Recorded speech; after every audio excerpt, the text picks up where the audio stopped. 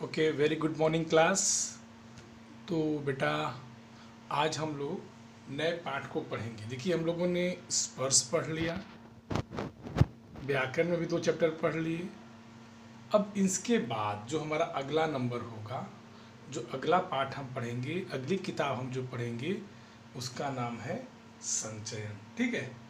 तो आज डेट क्या है बेटा? आज हमारी जो डेट है वो है 26। ठीक। और आज हम शुरुआत करेंगे नए किताब को। इसका नाम है संचयन। संचयन। ठीक। संचयन में आपको केवल 3 पाठ पढ़ने हैं। ठीक। और तीनों पाठ कहानी है। ठीक है। ये तीनों पाठ जो है कहानी पढ़ने हैं। और इस तीनों पाठ में जो हमारा पहला पाठ है उसका नाम है हरिहर काका।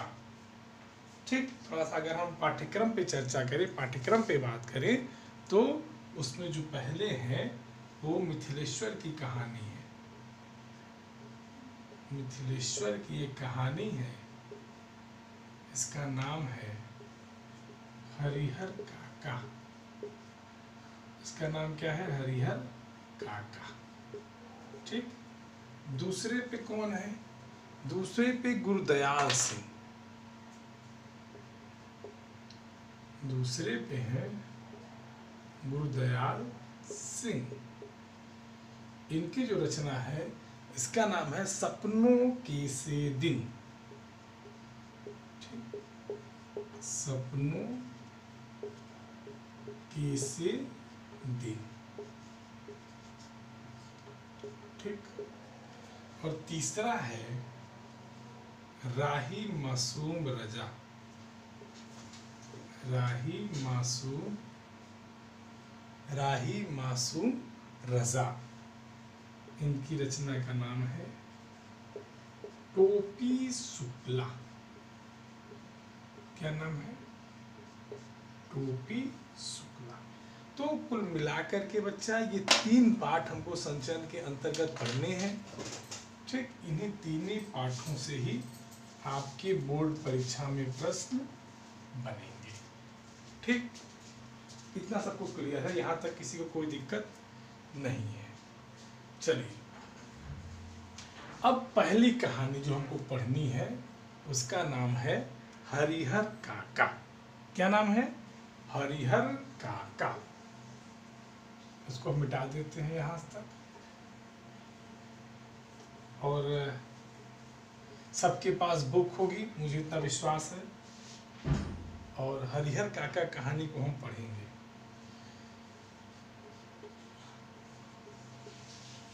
पाठ 1 यहाँ लिख देते हैं, हरिहर काका। ठीक। हरिहर काका की बात। इनकी रचनाकार कौन है? मिथिलेश्वर। मिथिलेश्वर ये इस हरिहर काका के रचनाकार हैं। ये कहानी कैसी है? ये कहानी यथार्थवादी कहानी है। कैसी कहानी है? यथार्थवादी कहानी है। यथार्थवादी कहानी कहने का क्या मतलब है? इसके कहने का ये मतलब है कि इस कहानी में जो भी चीज़ें बताई गई हैं, समझ रहे हैं, इस कहानी में जो भी चीज़ें बताई गई हैं वो सब सत्य पर आधारित है। वर्तमान जीवन में कितनी प्रासंगिक है, इसी को यहाँ पे दिखाया है। किसने? जो इस पाठ के लेखक हैं, कौन? हरिहर मिथिलेश्वर जी ने हरिहर काका के माध्यम से इस कहानी को दिखाया है। तो ये बेसिक रूप से ये कहानी है, और कहानी का मर्म कहानी को पढ़ते ही समझ में आ जाता है। तो इसमें ज़्यादा परेशान होने की बात नहीं है, क्योंकि ये पूरी तरह से क्या है? कहानी है। ये मैंने बताया ना, ये हरिहर का क्या है? ये कहानी है। और कैसी कहानी है? यथार्थवादी। तो कहानी में बहुत ज़्यादा कुछ समझना नहीं रहता है। कहानी में जो भाव होते हैं, इन्हीं भावों को हमको समझना है। ठीक है। कैसे ज़माना कैसे चल रहा है, इसी पर आधारित ये कहानी में भावों को समझना है। ठीक, तो देखिए सबके पास किताब होगी और मैं पढ़ रहा हूँ, और जहाँ भी जिसको दिक्कत होगी उसको हम लोग समझने का प्रयास करेंगे। ठीक है। कहते हैं कि हरिहर काका के यहाँ से मैं अभी अभी लौटा हूँ, कल भी उनके यहाँ गया था, लेकिन न तो वो कल ही कुछ कह सकी और न आज ही। दोनों दिन उनके पास में देर तक बैठा रहा, लेकिन उन्होंने कोई बातचीत नहीं की। जब उनकी तबीयत के बारे में पूछा तब उन्होंने सर उठाकर एक बार मुझे देखा, फिर सिर झुकाया तो दोबारा मेरी ओर नहीं देखा। हालांकि उनकी एक ही नज़र बहुत कुछ कह गई। जिन यंत्रणाओं के बीच वह घिरे थे और जिस मनः स्थिति में जी रहे थे, उसमें आंखें ही बहुत कुछ कह देती हैं, मुंह खोलने की ज़रूरत नहीं पड़ती। देखिए कहानी का पहला पैराग्राफ देखिए। कहानी के पहले पैराग्राफ में लेखक मनुष्य की जो मनः स्थिति है, मनुष्य उसे कैसे बयां करता है, उसको बताने का प्रयास कर रहे हैं। हरिहर काका से ये मिलने गए थे, हरिहर काका से ये मिले, हरिहर काका से इन्होंने बात की, लेकिन ऐसा भी समय आया जब हरिहर काका इनसे बोले नहीं, और क्या किए, हरिहर काका इनसे बोले नहीं बल्कि इनकी तरफ आंख उठा के देखे, फिर दोबारा नहीं देखी। मतलब वो किस यातनाओं में, किस यंत्रणाओं में, वो किस दुखों में वो जी रहे थे, उसका जो बखान था, उसका जो वर्णन था, उनकी आंखें कह गई थी। आगे लेखक कहते हैं कि मुंह खोलने की जरूरत नहीं पड़ती। देखो अगर आदमी दुखी है और आप उसके भावों को समझ रहे हैं, तो कभी कभी होता क्या है कि आदमी बिना बोले भी सब कुछ बोल जाता है। तो यही कहानी हरिहर काका की है। कहते हैं कि हरिहर काका की ज़िंदगी से मैं बहुत गहरे से जुड़ा हूँ। अपने गांव में जिन चंद लोगों को मैं सम्मान देता हूँ, उनमें हरिहर काका भी एक हैं। हरिहर काका के प्रति मेरी आसक्ति के अनेक व्यवहारिक और वैचारिक कारण हैं।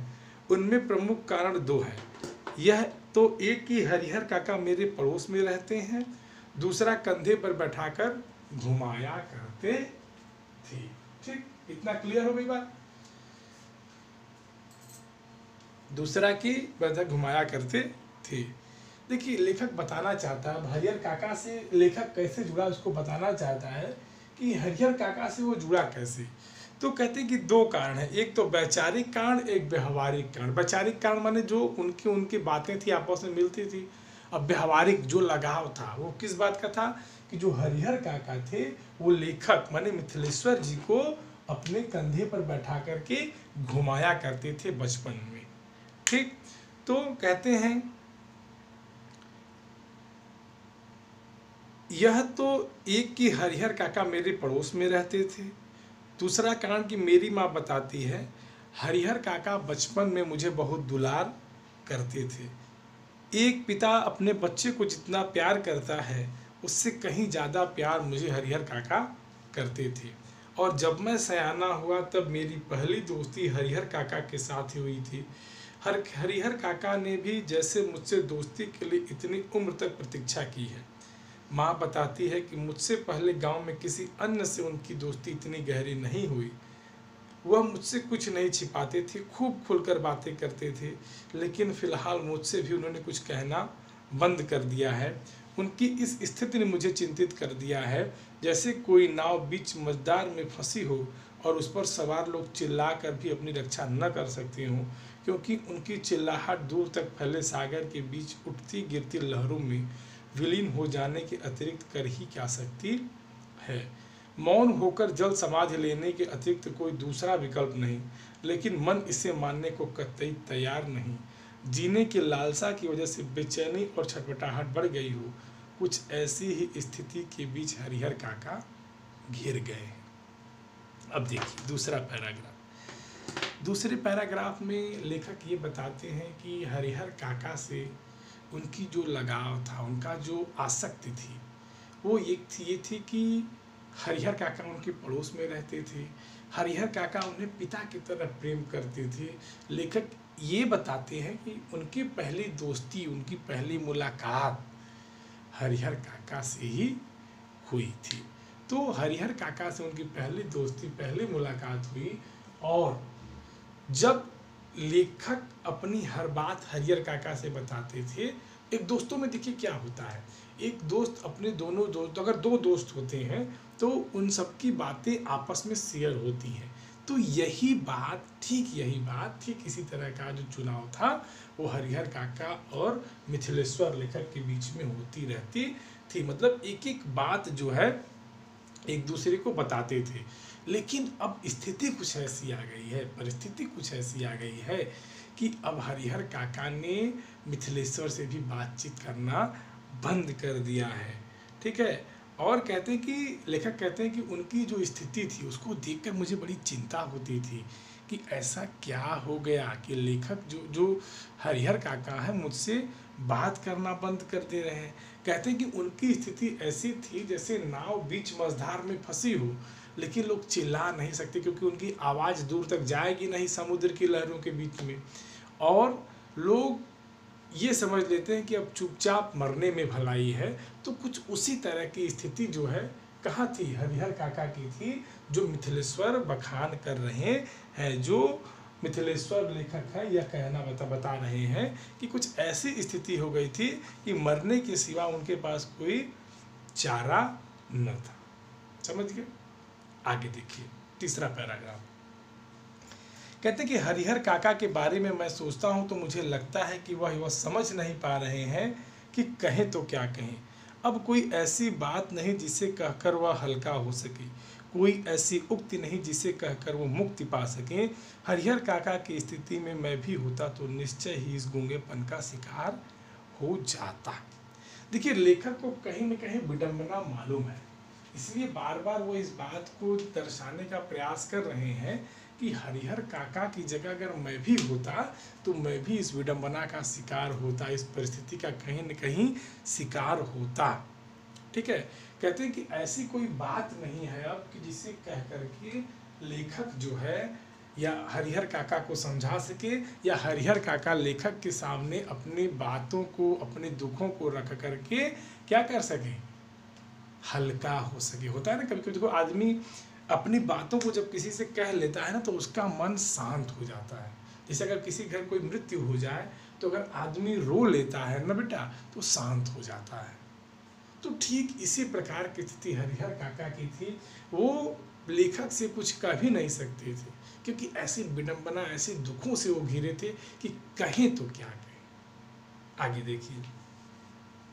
कहते हैं कि हरिहर काका इस स्थिति में कैसे आ फंसे, यह कौन सी स्थिति है, इसके लिए कौन जिम्मेदार है, यह सब बताने से पहले मैं अपने गांव का और खासकर अपने गांव की ठाकुर बाड़ी का संक्षिप्त परिचय मैं आपको दे देना उचित समझता हूं, क्योंकि उसके बिना तो यह कहानी अधूरी ही रह जाएगी। कहते हैं कि हरिहर काका इस कंडीशन में फंसे कैसे, इस स्थिति में आए कैसे, उसके पहले मैं आपको एक एक कहानी बताऊंगा। लेकिन पहले मैं अपने गांव की ठाकुर बाड़ी, देखो एक शब्द आया है ठाकुर बाड़ी, ठीक है, ठाकुर बाड़ी। कहते हैं कि ठाकुर बाड़ी को मैं बताना चाहूंगा, जिस ठाकुर बाड़ी के कारण हरिहर काका की ये स्थिति हुई है। ठीक है। अब ठाकुर बाड़ी क्या होता है, तो ठाकुर बाड़ी बेटा एक देव स्थान होता है।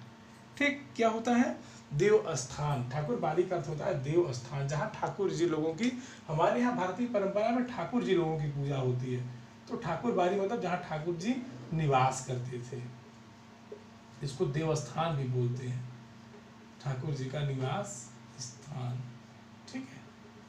कहते हैं कि इस सब के बारे में आपको ठाकुर बाड़ी के बारे में बताता हूँ, और ठाकुर बाड़ी में कैसी चीजें आई उसको हम आपको बताने का प्रयास करते हैं। ठीक, आगे देखिए। बहुत अच्छी कहानी है, इसको बस समझते चलिए, इसमें कुछ विशेष नहीं है, बस एक व्यक्ति की स्थिति का वर्णन है और समाज में वो कैसे चल रहा है, आज के जीवन में कितना प्रासंगिक है, बस इसी को बताने का प्रयास किया गया। इस कहानी में कुछ भी कठिन नहीं है। पहली बात तो ये जान लीजिए, एकदम यथार्थवादी कहानी। जब यथार्थवादी कहानी जब यहाँ पहले ही लिख गई कि यथार्थवादी कहानी है, तो मतलब जो चीज़ें समाज में चल रही है वही है, तो यथार्थ हो गया। जैसे प्रेमचंद की बड़े भाई साहब, उसमें यह आदर्शवादी कहानी थी, मैंने आपको बताया ना आदर्श, तो वही कंडीशन। आगे देखिए अगला पैराग्राफ। कि मेरा गांव कस्बाई शहर आरा से 40 किलोमीटर की दूरी पर है। हसन बाजार बस स्टैंड के पास। गांव की कुल आबादी 2,500-3 हजार होगी। गांव में 3 प्रमुख स्थान है। गांव के पश्चिम किनारे एक बड़ा सा तालाब, ठीक, गांव के मध्य स्थित बरगद का पुराना वृक्ष और गांव के पूरब में ठाकुर जी का विशाल मंदिर जिसे लोग ठाकुर बाड़ी कहते हैं। अब देखो इस पैराग्राफ में कुछ भी ऐसा नहीं कि जो आपको समझाने लायक। इस पैराग्राफ में एक वर्णन भर है, ठीक। आगे देखिए, कहते हैं कि गांव की इस ठाकुर बाड़ी की स्थापना कब हुई इसकी ठीक ठाक जानकारी किसी को नहीं। इस संबंध में गांव की जो कहानी प्रचलित है वह यह कि वर्षों पहले जब यह गांव पूरी तरह बसा भी नहीं था, कहीं से एक संत आकर इस स्थान पर झोपड़ी बनाकर रहने लगे थे। सुबह शाम यहाँ ठाकुर जी की पूजा करते थे, लोगों से मांग कर खा लेते थे और पूजा पाठ की भावना जागृत करते थे। बाद में लोगों ने चंदा करके यहाँ ठाकुर जी का एक छोटा सा मंदिर बनवा दिया। देखिए ठाकुर बाड़ी की स्थापना कैसे हुई, लेखक ये बता रहे हैं कि एक उस जगह पे कुछ संत आके रहने लगे, वहीं भजन कीर्तन अपना करने लगे, लोगों से मांग करके खाना खाने लगे और कुछ लोगों ने क्या किया कि चंदा मांग करके आश्रम वगैरह मठ टाइप से बना दिया होगा और वहाँ ठाकुर बाड़ी की स्थापना हो गई, ठीक, और एक ठाकुर जी का मंदिर बन गया। कहते हैं कि जैसे जैसे गांव बसता गया, आबादी बढ़ती गई, मंदिर के कलेवर में भी विस्तार होता गया। कलेवर माने मंदिर जो पहले छोटा था अब उसका रूप बढ़ने लगा था, अब मंदिर की आकृति विशाल होने लगी थी। कैसे? जब गांव की आकृति, जब गांव में आबादी बढ़ती गई, चढ़ावा चढ़ता गया, दान अधिक आने लगे तो मंदिर भी अपना रूप विस्तारित करने लगा। लोग ठाकुर जी को मनौती मानते कि पुत्र हो, मुकदमे में विजयी हो, लड़के की शादी अच्छी हो, घर अच्छे घर में तय हो, लड़के को नौकरी मिल जाए। फिर जिसमें इनको सफलता मिलती वह खुशी में ठाकुर जी पर रुपए, जीवर, अनाज चढ़ाते। अधिक खुशी होती तो ठाकुर जी के नाम अपने खेत का एक छोटा सा टुकड़ा लिख देते। यह परंपरा आज तक जारी है। देखो एक गांव में विडंबना है या शहर में विडंबना है कि हम लोग क्या करते हैं कि शहर में या भगवान के दरबार में मनौती मानते हैं। मनौती समझते हैं ना कि ये भगवान, आप लोग भी मानते हैं कि भगवान हमको पास करा दीजिए तो हम 100 किलो लड्डू चढ़ाएंगे, मानते हैं ना। तो यही कंडीशन थी कि गांव के लोग ठाकुर बाड़ी में जा कर के मनौती मानते थे कि हे प्रभु मेरा ये हो जाए, मेरा ये काम हो जाए, मुझे मुकदमे में सफलता मिल जाए, मुझे नौकरी मिल जाए।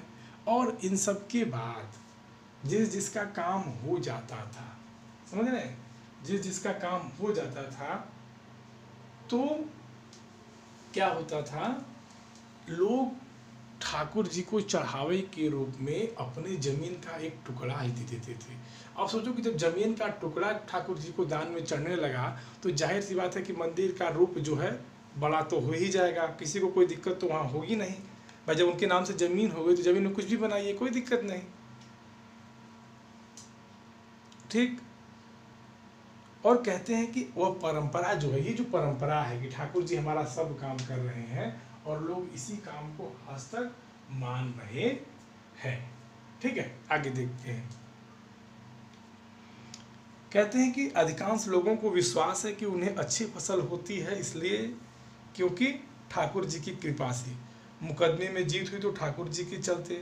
लड़की की शादी इसलिए जल्दी तय हो गई कि ठाकुर जी को मनौती मनाई गई थी। लोगों के इस विश्वास का ही यह परिणाम है कि गांव की अन्य चीज़ों की तुलना में ठाकुर बाड़ी का विकास 1000 गुना अधिक हुआ है। अब तो यह ठाकुर बाड़ी से ही पहचाना जाता है। यह ठाकुर बाड़ी न सिर्फ मेरे गांव की एक बाड़ी है बल्कि विशाल ठाकुर बाड़ी है, बल्कि पूरे इलाके में इस जोड़ की दूसरी ठाकुर बाड़ी नहीं। देखो कहानी की शुरुआत, परंपरा की शुरुआत, पहले एक संत आके रहते थे, संत आके मांगना शुरू किए, लोगों के मन में भजन कीर्तन की भावना स्थापित किए, पूजा शुरू हुई और अंत में देखते देखते वह ठाकुर बाड़ी एक विशाल ठाकुर बाड़ी बन गया। और इतना विशाल ठाकुर बाड़ी बन गया कि उसके मुकाबले कोई अन्य ठाकुर बाड़ी है ही नहीं। यहाँ तक चीज़ें क्लियर हो गई? चलिए अगर क्लियर हो गई तो बहुत अच्छी बात है। मतलब कुल मिला जुला करके कि जितना गांव का विकास नहीं हुआ उससे ज़्यादा विकास ठाकुर बारी का होगा। क्यों? क्योंकि इतने दान, इतने चढ़ावे चढ़ते थे। देखो आज भी ये कंडीशन है, हमारे देश की जनता कितना खाए बगैर मर रही है, लेकिन आज के भी न जाने कितने ऐसे मंदिर हैं बेटा, ऐसे मस्जिद हैं जहाँ इतने रुपए हैं कि उसको हम और आप गिन नहीं सकते। इतने चढ़ावे आते हैं कि जिसका कोई हिसाब नहीं। तो उसी की एक झलक मात्र दिखाई गई है कहाँ? इस हरिहर काका नामक पाठ में। ठीक, कि धर्म स्थल का विकास कैसे होता है, कैसे लोग उसके चंगुल में फंसते हैं, उसी को यहाँ दिखाने का प्रयास किया गया। कहते हैं कि ठाकुर बारी के नाम 20 बीघे खेत हैं। धार्मिक लोगों की एक समिति है जो ठाकुर बारी की देखरेख और संचालन के लिए प्रत्येक 3 साल पर एक महंत और एक पुजारी की नियुक्ति करती है। अब ठाकुर बारी की विशेषता बता रहे हैं कि उसके पास क्या है, 20 बीघा खेत है। ठाकुर बारी के हिस्से में पहले एक छोटा सा मंदिर हुआ करता था, झोपड़ा हुआ करता था। आज उसके पास क्या है, 20 बीघा जमीन है और उसकी देखरेख के लिए एक पुजारी और महंत समय समय पर नियुक्त किए जाते हैं। समझ गए? इतना किसी कोई दिक्कत यहाँ तक? देखिए बहुत लंबा पाठ है, इसलिए परेशान होने की बात नहीं है, इसको छोटे छोटे में हम लोग पढ़ लेंगे। ठीक, चलिए एक पैराग्राफ और देख लेते हैं। कहते हैं कि ठाकुर बारी का काम लोगों के अंदर ठाकुर जी के प्रति भक्ति भावना पैदा करना तथा धर्म से विमुख हो रहे लोगों को रास्ते पर लाना है। ठाकुर बारी में भजन कीर्तन की आवाज़ बराबर गूंजती रहती है। जब भी बाढ़ या सूखे की चपेट में आता है, ठाकुर बारी के अहाते में तंबू लग जाता है। लोग और ठाकुर बारी के साधु संत अखंड हरि कीर्तन शुरू कर देते हैं। इसके अतिरिक्त गांव में किसी भी पर्व त्यौहार की शुरुआत ठाकुर बारी से होती है। होली में सबसे पहले गुलाल ठाकुर जी का चढ़ाया जाता है। दीपावली का पहला दीप ठाकुर बारी में जलता है। जन्म, शादी और जनेऊ के अवसर पर अन्न वस्त्र की पहली भेंट ठाकुर जी के नाम पर की जाती है। ठाकुर बारी के ब्राह्मण साधु व्रत कथाओं के दिन घर घर घूमकर कथा वाचन करते हैं। लोगों के खलिहान में जब फसल की दौनी होकर अनाज की ढेरी तैयार हो जाती है, तब ठाकुर जी के नाम अगौम निकाल कर ही लोग अनाज अपने घर ले जाते हैं। अगले पैराग्राफ में देखिए, ठाकुर बारी के बारे में इन्होंने बता दिया। ठाकुर बारी के बारे में आगे बताते हुए लेखक कहते हैं कि ठाकुर बारी जो है, ठीक है, इसका काम क्या था, लोगों के मन में भगवान के प्रति श्रद्धा को उत्पन्न करना, जो आज के ज़माने में आज के मठ मंदिर मस्जिद कर रहे हैं। और जो लोग धर्म से विमुख हो गए थे, मतलब धर्म को नहीं मानते थे, उनको धर्म के रास्ते पर लाना, ये ठाकुर बारी का काम हुआ करता था। कहते हैं कि ठाकुर बारी में हमेशा भजन कीर्तन, चूँकि धर्मस्थल है ही, तो धर्मस्थल में हमेशा क्या होगी, धर्म की बातें होंगी, कीर्तन की बातें होंगी। और कहते हैं कि जब भी गांव में बाढ़ या सूखा जैसे आपदाएं आती थी, इसी समय महामारी चल रही है ना, जब उस समय जब गांव में क्या होता था, सूखा और बाढ़, यही दोनों महामारियां अधिक हुआ करती थी। तो ये जब महामारी हुआ करती थी तो लोग क्या करते थे कि ठाकुर बारी के अहाता वाले समझते हैं, जो सामने एक बड़ा सा हॉल होता था, उसमें तंबू लग जाता था और लोग भजन कीर्तन करते रहते थे। ठीक, उससे क्या होता था, लोगों को लगता था कि ठाकुर जी हमारे कष्टों का निवारण कर देंगे। और देखते देखते ये कंडीशन आ गई कि ठाकुर बारी में हर जैसे होता है ना कि किसी भी काम की शुरुआत ठाकुर बारी से होने लगी। शादी विवाह का पहला जो निकाला जाता था सब ठाकुर जी के नाम से। खेतों में अन्न हुआ तो पहला प्रयोग में लाने से पहले थोड़ा सा अन्न ठाकुर बारी को दे दिया जाता है कि भैया ठाकुर जी के नाम से है, उन्हीं की कृपा से हुई है। पिछले पैराग्राफ में है ना कि उन्हीं की कृपा से सब चीज़ें हुई हैं।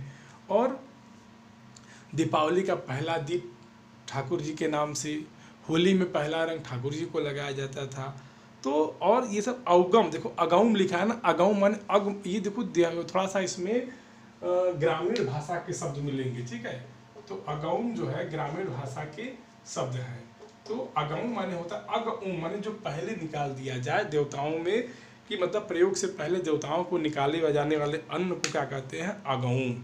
ठीक है, लोग क्या करते थे कि इतना काम करने के बाद ही जो अन्न बचता था उसको अपने घर लेकर के जाते थे। ठीक, यहाँ तक किसी को कोई दिक्कत हो तो बताइए। चलिए एक पैराग्राफ और छोटा सा देख लेते हैं। कहते हैं कि ठाकुर जी के साथ अधिकांश लोगों का संबंध बहुत ही घनिष्ठ है, तन और मन दोनों स्तर पर। कृषि कार्य से अपना बचा हुआ समय वे ठाकुर बाड़ी में ही बिताते हैं। ठाकुर बाड़ी में साधु संतों का प्रवचन सुन और ठाकुर जी का दर्शन कर वह अपना जीवन सार्थक मानने लगते हैं। उन्हें यह महसूस होता है कि ठाकुर बाड़ी में प्रवेश करते ही वे पवित्र हो जाते हैं। उनके पिछले सारे पाप अपने आप खत्म हो जाते हैं। तो देखिए ठाकुर बाड़ी के प्रति लोगों के मन में क्या विश्वास पैदा कर दिया गया था कि सब कुछ काम ठाकुर बाड़ी के ही, ठाकुर जी की कृपा से ही हो रहा। ठीक है, ये बात अच्छी है, यहाँ तक सब अच्छा है, ठाकुर जी में आस्था विश्वास होता है, सब अच्छा है। ठीक। और लोग क्या करते थे कि जब उनको समय मिलता था अन्य कामों से तो चले जाते थे ठाकुर बाड़ी में, अपना भजन कीर्तन सत्संग करते रहते थे। और उन लोगों को लगता था कि यहाँ आते ही जो है मन पवित्र हो जाता है, जीवन सार्थक हो जाता है, और उनके जो पाप हैं जाने अनजाने में किए गए हैं, जो उनसे जाने अनजाने में गलती है, सब माफ़ हो जाती है। ठीक। यहाँ तक जिसको जो दिक्कत हो वो बेटा अब पूछ सकता है। ठीक है, और जिसको दिक्कत हो तुरंत पूछे।